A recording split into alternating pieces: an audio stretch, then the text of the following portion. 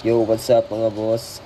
Dahil day off natin, papa-install tayo ng ating gulong. Yan yung beast tire. Ayan, budget meal yan mga boss, pero maporma yan. Bali, ang size na ipapakabit natin is 100 by 80 and 90 by 80.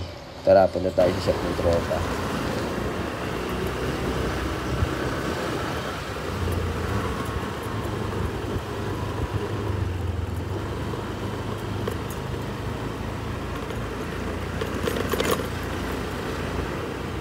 Punta na tayo ng shop guys, pakabit na natin yung gulong.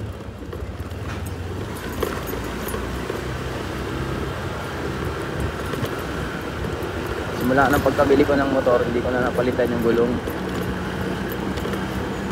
Medyo ano na siya, budget meal lang kasi nakakabit dito, kaya papalitan natin na bago.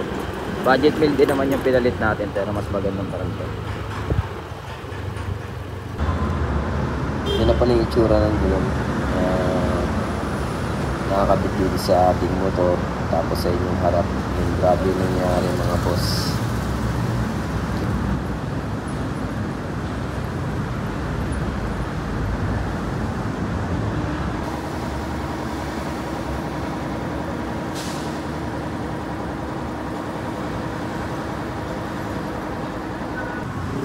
Yan na pala yung itsura niya.